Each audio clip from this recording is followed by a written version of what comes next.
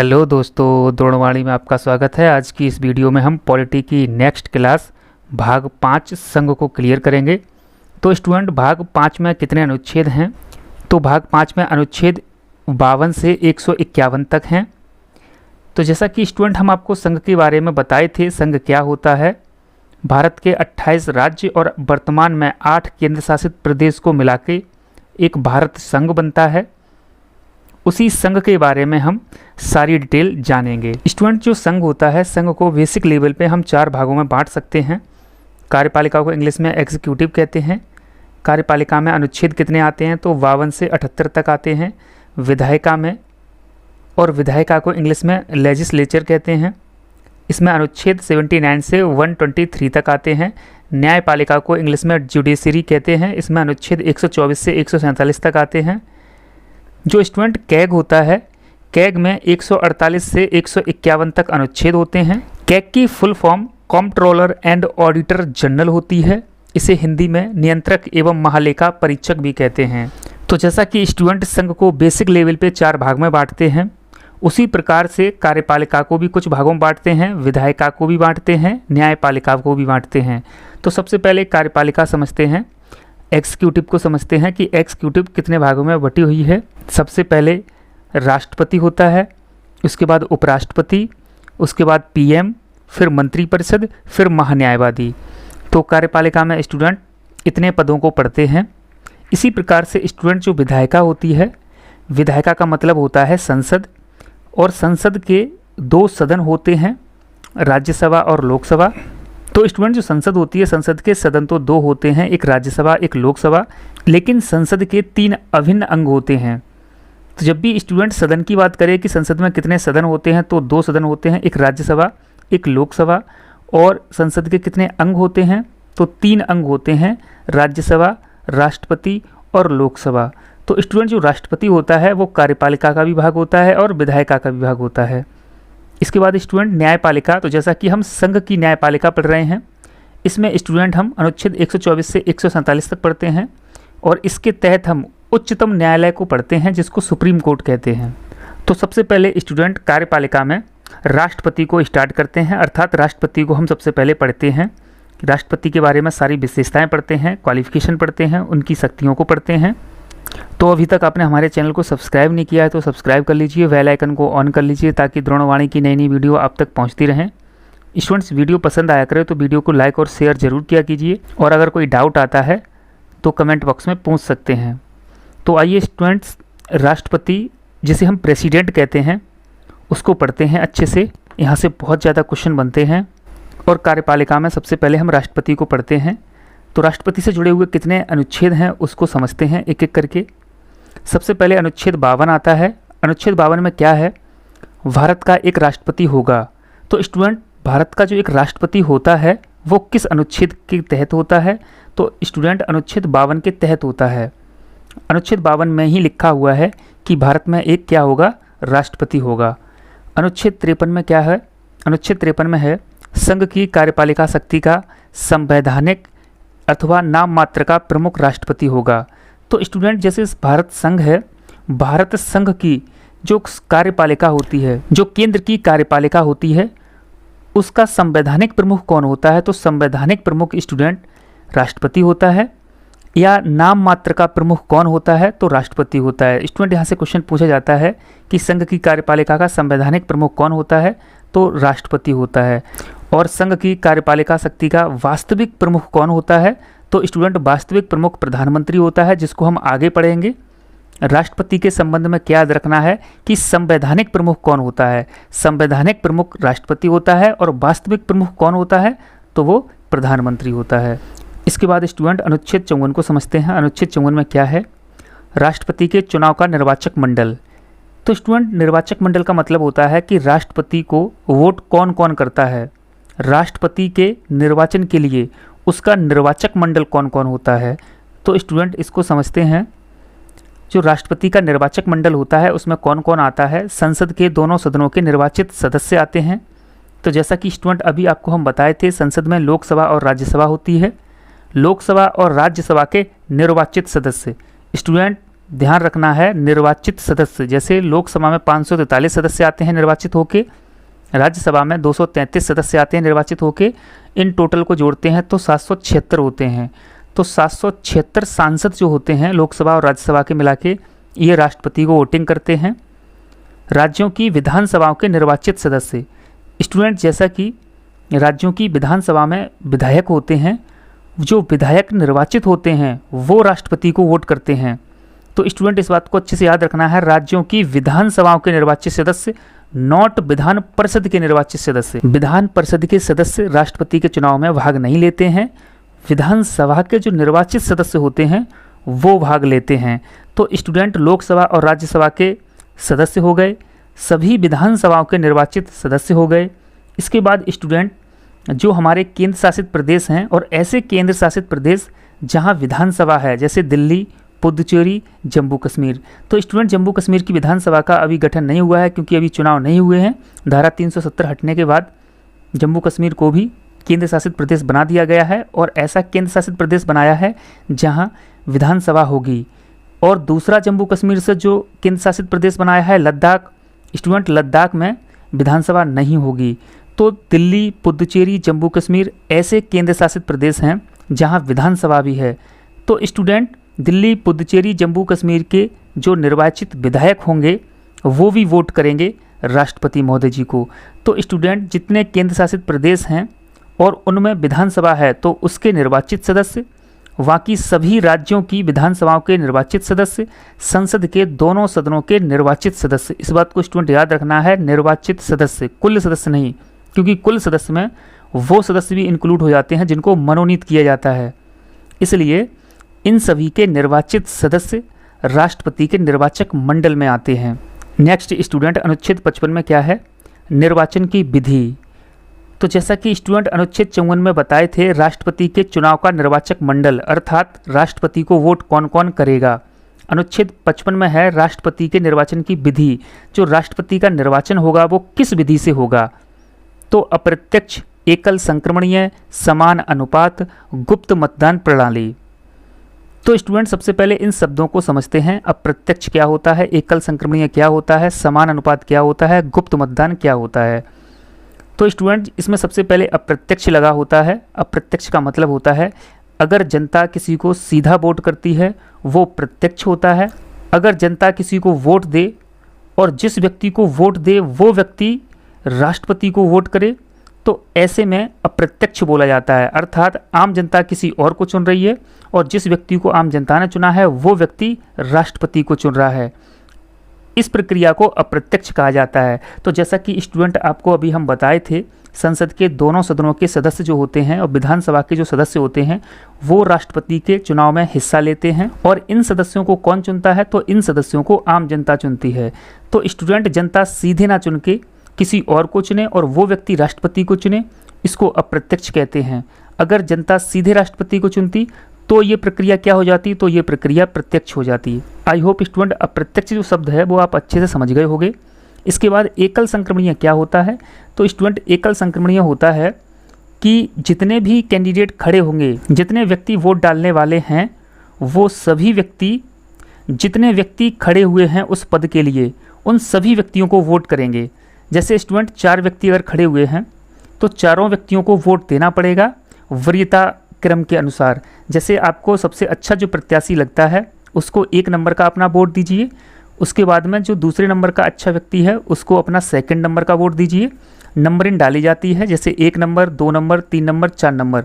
तो आप जिस व्यक्ति को 1 नंबर का वोट देंगे इसका मतलब ये माना जाएगा कि आपने मुख्य रूप से वोट 1 नंबर वाले व्यक्ति को दिया है। तो स्टूडेंट जितने भी व्यक्ति उस चुनाव में खड़े हुए हैं और उन सभी को वोट डालना एकल संक्रमणीय कहलाता है। इसके बाद स्टूडेंट समान अनुपात। समान अनुपात क्या होता है, तो जैसा कि स्टूडेंट राष्ट्रपति के चुनाव के लिए सांसद भी वोट करते हैं और विधायक भी वोट करते हैं। तो स्टूडेंट जो सांसद का क्षेत्र होता है वो बहुत बड़ा क्षेत्र होता है और जो विधायक का क्षेत्र होता है वो छोटा सा क्षेत्र होता है। तो स्टूडेंट एक सांसद के अंदर 4, 5, 6 विधायक तक आ जाते हैं। तो स्टूडेंट अगर एक सांसद वोट करता है तो उसके वोट की वैल्यू ज़्यादा होना चाहिए और अगर एक विधायक वोट करता है तो उस विधायक की वोट की वैल्यू कम होना चाहिए। तो स्टूडेंट इन दोनों के वोटों का अनुपात समान करने के लिए अर्थात वैल्यू बराबर करने के लिए इनके वोट की वैल्यू निकाली जाती है। तो स्टूडेंट वोट की वैल्यू कैसे निकाली जाती है ये हम आगे बताएंगे। तो स्टूडेंट उसी प्रोसेस को समान अनुपात कहते हैं। गुप्त मतदान प्रणाली का मतलब क्या है? गुप्त का मतलब ये है कि राष्ट्रपति का जो चुनाव होता है और उसमें जो वोट डालने जाते हैं वो गुप्त तरीके से डालने जाते हैं। जैसे स्टूडेंट नॉर्मल कंडीशन में चुनाव होता है तो स्टूडेंट राष्ट्रपति का चुनाव भी गुप्त प्रणाली से होता है। आई होप स्टूडेंट आप अच्छे समझ गए होंगे अप्रत्यक्ष, एकल संक्रमणीय, समान अनुपात, गुप्त मतदान प्रणाली। तो स्टूडेंट ये राष्ट्रपति की विधि हो गई।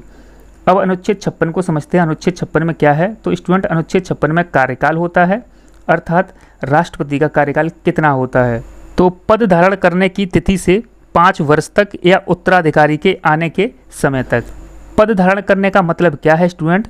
जिस दिन राष्ट्रपति महोदय अपने ऑफिस को ग्रहण करते हैं अर्थात अपने ऑफिस में पहले दिन जाते हैं। तो स्टूडेंट जब पहले दिन जाते हैं और ऑफिस को ग्रहण करते हैं, ऑफिस में वर्क करना शुरू करते हैं पहले दिन से, उसी दिन से माना जाता है पद धारण किया गया है। तो स्टूडेंट जिस दिन पहले दिन ऑफिस में जाएंगे उस दिन से 5 वर्ष तक उसका कार्यकाल होता है। या स्टूडेंट इसमें क्या लिखा हुआ है? या लिखा हुआ है उत्तराधिकारी के आने के समय तक। मान लीजिए स्टूडेंट 5 वर्ष के अंदर चुनाव नहीं हो पाए किसी कारणवश, तो 5 वर्ष के बाद में जो प्रेजेंट में राष्ट्रपति महोदय हैं वो नहीं हटेंगे। तब तक नहीं हटेंगे जब तक कोई नया उत्तराधिकारी उनका नहीं आ जाएगा अर्थात दूसरा राष्ट्रपति चुन के नहीं आ जाएगा। तब तक पहले वाले राष्ट्रपति अपने पद पर रह सकते हैं। ये व्यवस्था की गई है। तो स्टूडेंट ये व्यवस्था क्यों की गई है? ये व्यवस्था इसलिए की गई है बाई चांस कभी ऐसी परिस्थितियां हो जाती हैं कि राष्ट्रपति का चुनाव नहीं हो पाया, तो ऐसी स्थिति में जो वर्तमान राष्ट्रपति होंगे वो 5 वर्ष से ज़्यादा समय तक भी रह सकते हैं। और कब तक रह सकते? नए राष्ट्रपति महोदय चुनकर नहीं आ जाते हैं तब तक पुराने वाले राष्ट्रपति अपने पद पर रहेंगे। स्टूडेंट अनुच्छेद 56 में ही समय से पहले हटने की प्रक्रिया बताई गई है। जैसे राष्ट्रपति महोदय कार्यकाल तो 5 वर्ष तक है और एक्स्ट्रा कितना कार्यकाल हो सकता है? तो एक्स्ट्रा कार्यकाल हो सकता है जब तक उनका उत्तराधिकारी ना आ जाए। और इसी में ये भी बताया गया है कि समय से पहले कैसे हट सकते हैं राष्ट्रपति महोदय। तो स्टूडेंट सबसे पहली कंडीशन बनती है मृत्यु।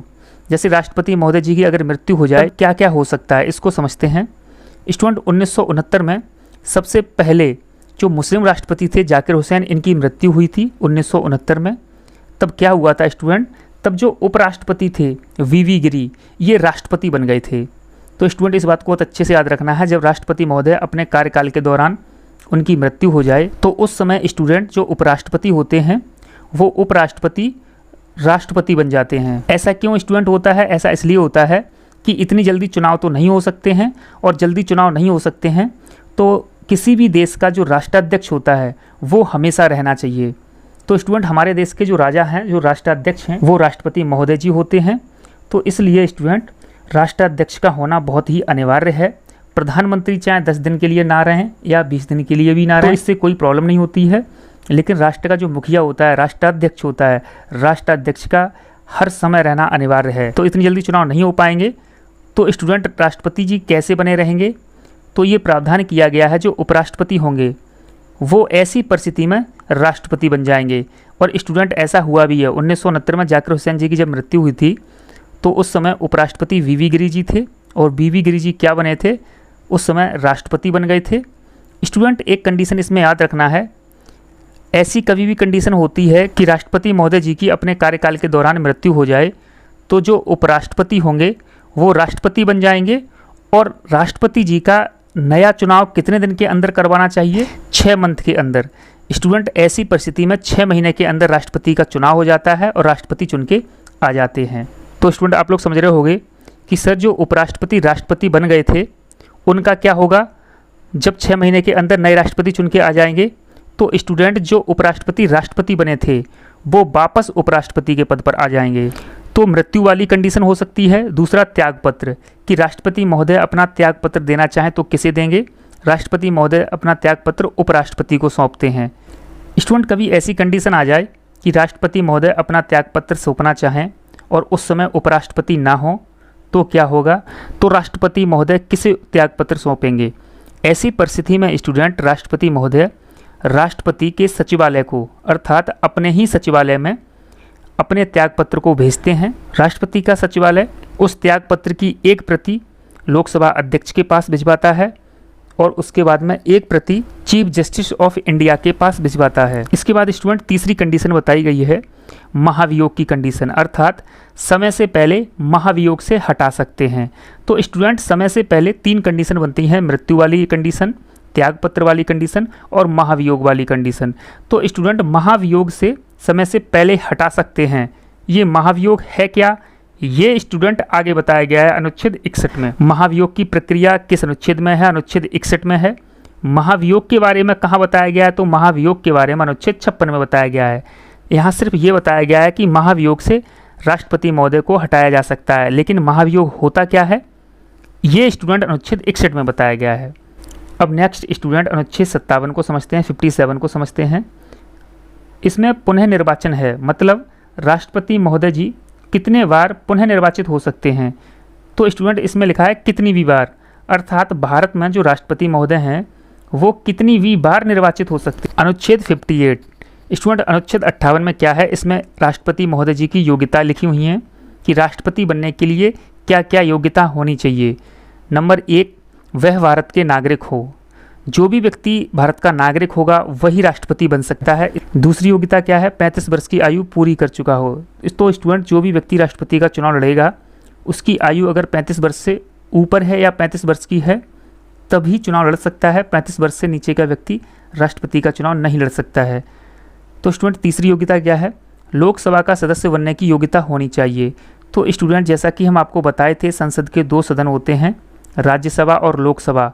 तो इन दोनों सदनों में से लोकसभा का सदस्य बनने की योग्यता होनी चाहिए। तो स्टूडेंट आप लोग समझ रहे होंगे लोकसभा की क्या योग्यताएं होती हैं, राज्यसभा की क्या योग्यता होती हैं। तो जब स्टूडेंट हम विधायिका पढ़ेंगे और उसमें जब संसद पढ़ाएंगे तो उसमें बताएंगे आपको लोकसभा के सदस्य बनने की योग्यता क्या होती हैं।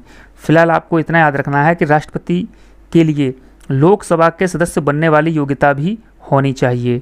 स्टूडेंट नेक्स्ट योग्यता क्या है, लाभ के पद पर का मतलब स्टूडेंट क्या होता है, सरकारी नौकरियों से, अर्थात आप सरकारी नौकरी में नहीं होना चाहिए। अगर आप सरकारी नौकरी में हैं तो उससे पहले त्यागपत्र दीजिए, उसके बाद आप चुनाव लड़ सकते हैं। सरकारी नौकरी के साथ साथ आप चुनाव नहीं लड़ सकते हैं। इसके बाद स्टूडेंट 50 अनुमोदक और 50 प्रस्तावक निर्वाचक मंडल से होना चाहिए। तो जैसा कि हम आपको बताए थे अनुच्छेद 54 के तहत निर्वाचक मंडल बताया गया है राष्ट्रपति का, कि राष्ट्रपति का निर्वाचक मंडल क्या होता है, संसद के दोनों सदनों के सदस्य होते हैं, राज्य की विधानसभाओं के सभी निर्वाचित सदस्य होते हैं, दिल्ली, पुदुचेरी, जम्मू कश्मीर में जो विधानसभा हैं उसके जो निर्वाचित सदस्य होते हैं। तो स्टूडेंट ये सभी निर्वाचक मंडल के सदस्य होते हैं। तो उसी निर्वाचक मंडल से 50 व्यक्ति अनुमोदक और 50 व्यक्ति प्रस्तावक के तौर पर होना चाहिए। स्टूडेंट 50 व्यक्ति उस व्यक्ति का नाम रखें जो व्यक्ति राष्ट्रपति का चुनाव लड़ना चाहता है, अर्थात 50 व्यक्ति उस व्यक्ति के नाम का प्रस्ताव रखें और उसके बाद में स्टूडेंट 50 व्यक्ति उस व्यक्ति के नाम का अनुमोदन करें। जैसे कोई व्यक्ति राष्ट्रपति का चुनाव लड़ना चाहता है तो स्टूडेंट ऐसे ही पर्चा फाइल नहीं हो जाएगा, ऐसे ही नॉमिनेशन नहीं हो जाएगा। ऐसे अगर नॉमिनेशन हो जाए तो पता नहीं कितने लोग राष्ट्रपति का पर्चा फाइल करें। यानी कि स्टूडेंट निर्वाचक मंडल से 100 सदस्य आपके साथ पहले से ही होना चाहिए, जिसमें से 50 व्यक्ति आपके नाम का प्रस्ताव रखें। उसके बाद में 50 व्यक्ति अलग से होना चाहिए, दूसरे 50 व्यक्ति उस व्यक्ति के नाम का अनुमोदन दें। जैसे इन 50 व्यक्तियों ने कहा था कि ये व्यक्ति को खड़ा होना चाहिए राष्ट्रपति के चुनाव के लिए, हम इनके साथ हैं। उसके बाद ये 50 जो होंगे वो कहेंगे हाँ बिल्कुल सही बात है, हम भी इनके साथ हैं, हम इनके नाम का अनुमोदन दे रहे हैं। तो इसी प्रकार स्टूडेंट कोई भी व्यक्ति जब राष्ट्रपति का चुनाव लड़ता है तो निर्वाचक मंडल से 50 प्रस्तावक और 50 अनुमोदक के रूप में 100 सदस्य पहले से ही होना चाहिए, तब आप पर्चा फाइल कर सकते हो। इसके बाद स्टूडेंट छठी योग्यता को देखते हैं। स्टूडेंट ये योग्यता नहीं है, फिर भी इसमें लिख दिया है ताकि आप लोगों को कोई प्रॉब्लम क्रिएट ना हो।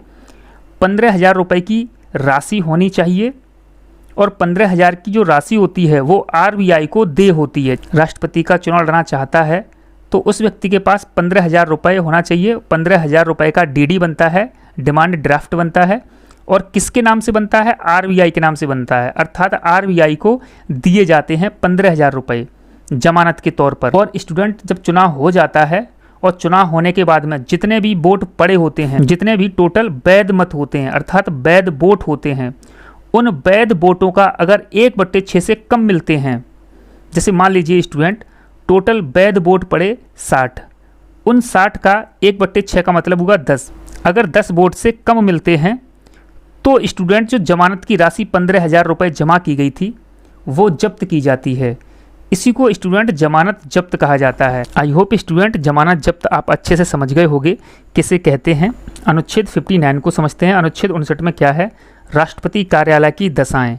स्टूडेंट राष्ट्रपति का कार्यालय की जो भी कंडीशन होती हैं वो सब इसी में लिखी होती हैं। जैसे निवास कहाँ होता है तो राष्ट्रपति भवन होता है, राष्ट्रपति जी का निवास। इसके बाद वेतन कितना होता है तो वेतन 5 लाख रुपए होता है। पहले स्टूडेंट 1.5 लाख रुपए वेतन था राष्ट्रपति महोदय जी का। इसके बाद स्टूडेंट अनुच्छेद 60 में क्या है?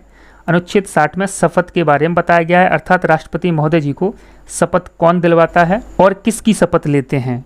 तो स्टूडेंट सुप्रीम कोर्ट के मुख्य जज, सुप्रीम कोर्ट के जो मुख्य जज होते हैं वो राष्ट्रपति महोदय जी को शपथ दिलवाते हैं। अगर स्टूडेंट किसी भी कंडीशन में सुप्रीम कोर्ट के मुख्य जज नहीं हैं तो सुप्रीम कोर्ट के वरिष्ठ जो जज होंगे, अर्थात मुख्य जज के बाद जो वरिष्ठ जज होंगे वो जज, वो न्यायाधीश राष्ट्रपति महोदय जी को शपथ दिलवाएंगे। और राष्ट्रपति महोदय जी शपथ लेते किसकी हैं तो संविधान के रक्षा की लेते हैं। नेक्स्ट स्टूडेंट अनुच्छेद 61 को समझते हैं। अनुच्छेद 61 में क्या है? अनुच्छेद 61 में स्टूडेंट जैसा कि हम पहले आपको बताए थे, महाभियोग की प्रक्रिया बताई गई है कि महाभियोग होता क्या है।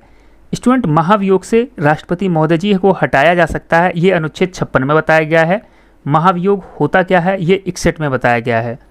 तो स्टूडेंट महाभियोग का आधार क्या है? महाभियोग कब आएगा राष्ट्रपति के खिलाफ? तो स्टूडेंट संविधान का उल्लंघन करने पर। राष्ट्रपति महोदय जी जो हैं वो संविधान का अगर उल्लंघन करेंगे तो स्टूडेंट महाभियोग आएगा।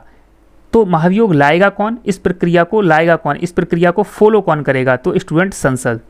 संसद महाभियोग की प्रक्रिया को लेके आएगी। संसद के किसी भी सदन में आ सकता है। तो स्टूडेंट जो महाभियोग होता है वो संसद के किसी भी सदन में, जैसा कि आपको हम बताए थे संसद के 2 सदन होते हैं, एक लोकसभा और एक राज्यसभा।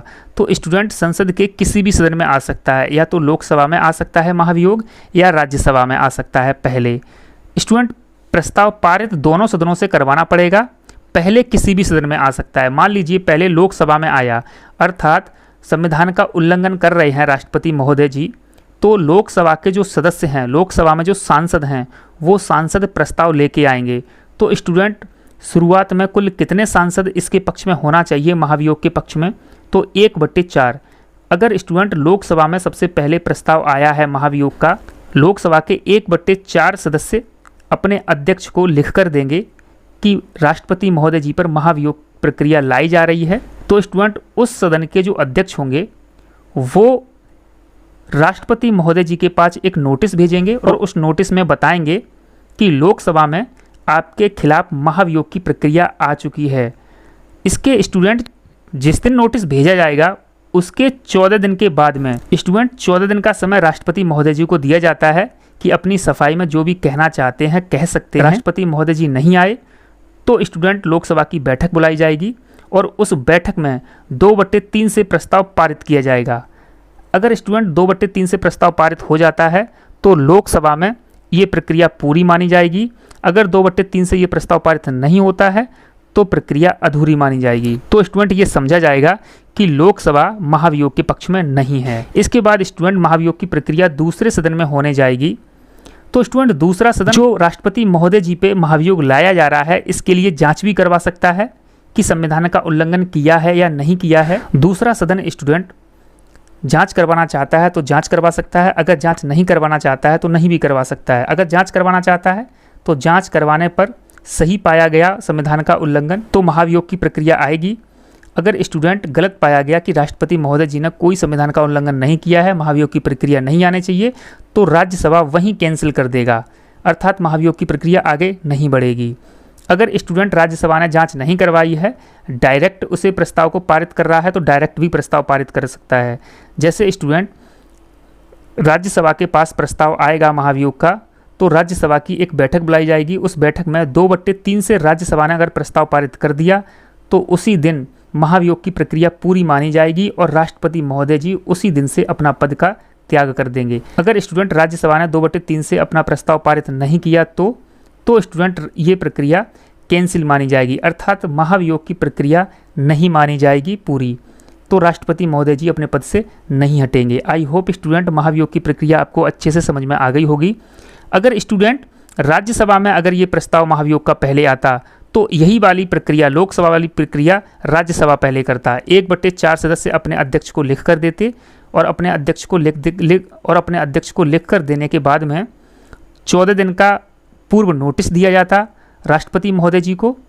14 दिन के अंदर राष्ट्रपति महोदय अपनी सफाई दे रहे हैं तो ठीक, नहीं तो 14 दिन के बाद राज्यसभा की बैठक बुलाई जाती और राज्यसभा में 2/3 से प्रस्ताव पारित करवा लिया जाता है। इसके बाद स्टूडेंट लोकसभा में आता।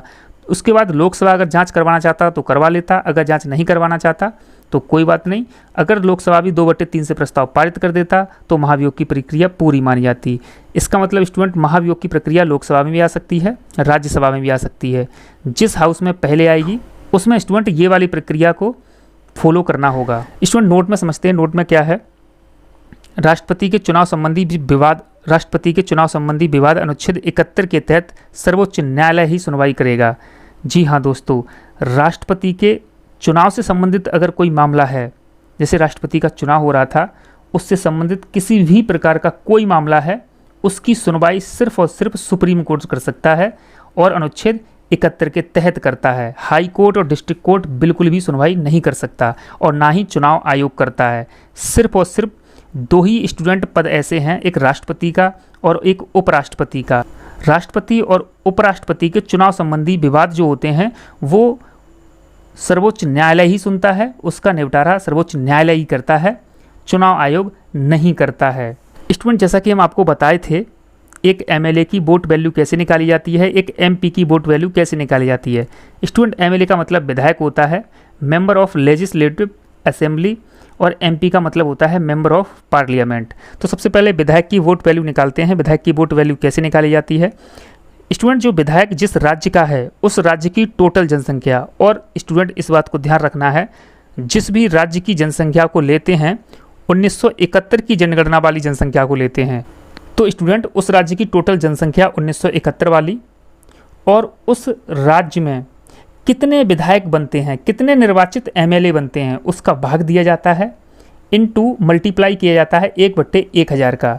जैसे स्टूडेंट 1 करोड़ जनसंख्या किसी राज्य की है और उसमें 40 विधायक चुन के जाते हैं, तो 1 करोड़ बट्टे 40 और उसमें 1000 का भाग और लगा देंगे। तो स्टूडेंट इससे जो वैल्यू निकल के आएगी वो एक विधायक की वैल्यू हो जाएगी उसी राज्य की।